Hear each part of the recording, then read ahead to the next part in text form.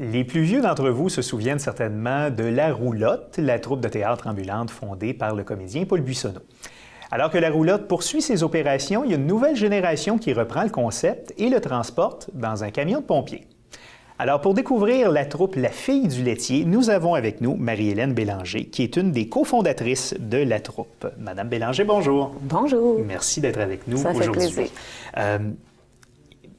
Donc, vous vous êtes procuré cet été un camion de pompiers, un ancien camion de pompiers volontaire, pour en faire un théâtre ambulant. D'où vous est venue l'idée d'implanter ça à l'intérieur d'un camion de pompiers? Bien, c'est sûr, comme vous avez dit, l'inspiration de La Roulotte, parce que ça fait longtemps que ça existe, puis c'est... Plus de 60 ans. Exactement. Mais c'est un doux mélange entre le désir d'être autonome, d'avoir sa propre salle de théâtre, donc de pouvoir se jouer où on veut, quand on veut, en surprise.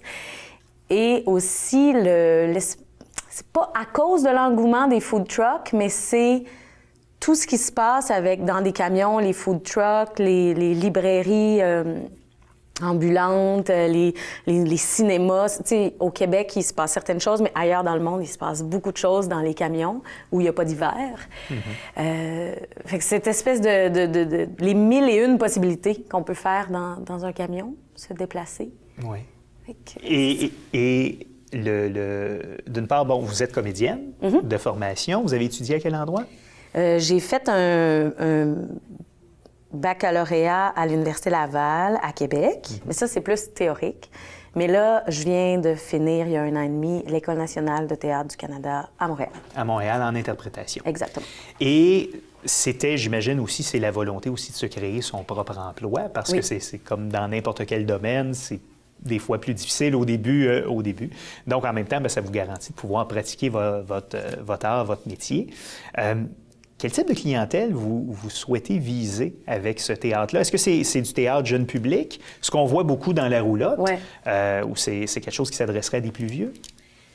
C'est drôle parce que tout le monde, dès qu'on parle de théâtre de rue, ou dans un... C'est peut-être à cause de La Roulotte, mais c'est rapidement, on associe ça au théâtre jeune public.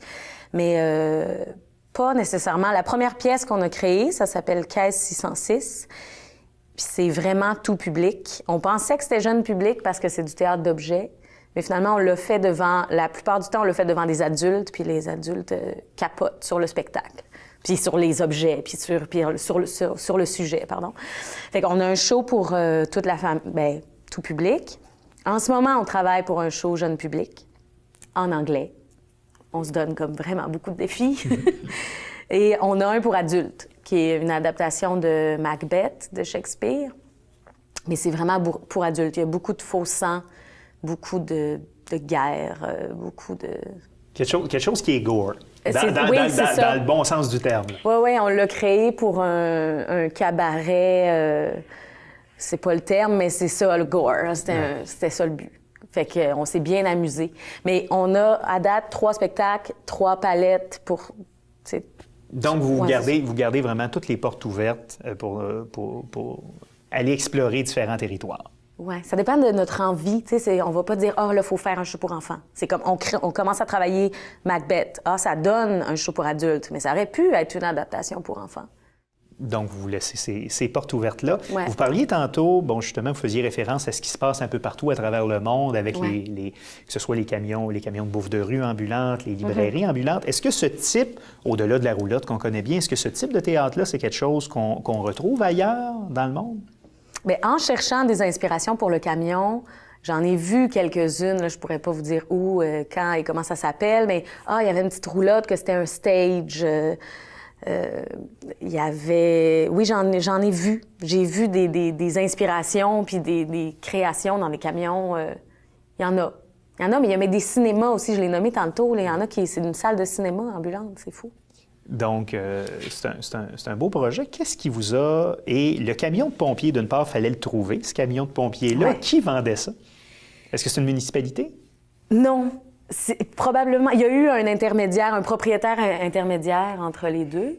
J'étais dans un festival de marionnettes au Saguenay. Là, je dis, je vais aller voir sur Kijiji, tiens, un camion. Le premier que je vois, il était sorti le matin, un grand camion jaune, de 22 pieds, mais moi, je suis pas bonne avec les pieds, fait que je fais comme, ah, c'est correct, c'est peut-être trop petit même. J'appelle le gars, il dit, je viens de le mettre, j'ai beaucoup d'appels. Je dis, moi, je reviens dans 5 jours de mon festival, je vais passer.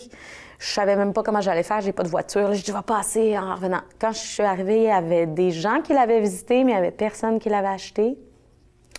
J'ai fait le move, je l'ai acheté. C'est la première fois que j'achète quelque chose de si gros et de si cher.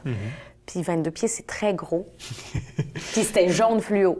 Mais c'est ça, c'est un monsieur, c'était un ancien ébéniste, pour répondre à votre question. Oui. C'est un ébéniste qui l'avait. Lui, il l'utilisait pour entreposer son bois.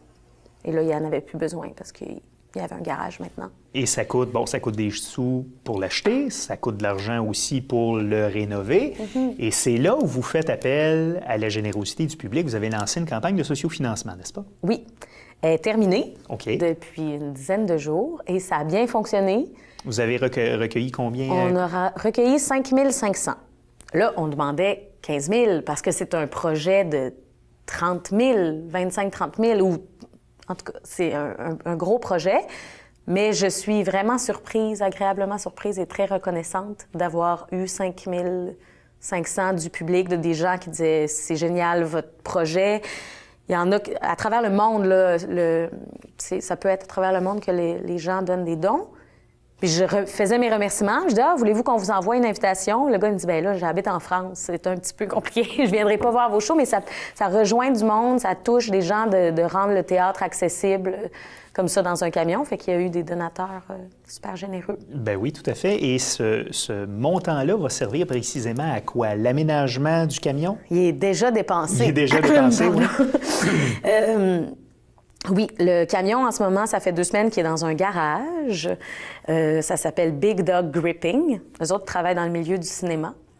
Et ils adaptent des camions. Ils font des transformations dans des camions pour le cinéma. Pour rajouter des caméras à l'extérieur ou pour refaire l'électricité. En tout cas, ils font des choses géniales. Et il est là. Là, on a ouvert le côté du camion, on a refait un cadre, on est en train d'installer des pompes hydrauliques pour pouvoir ouvrir les portes. On est en train de changer le plancher, il faut racheter de l'acier, il faut racheter de l'aluminium.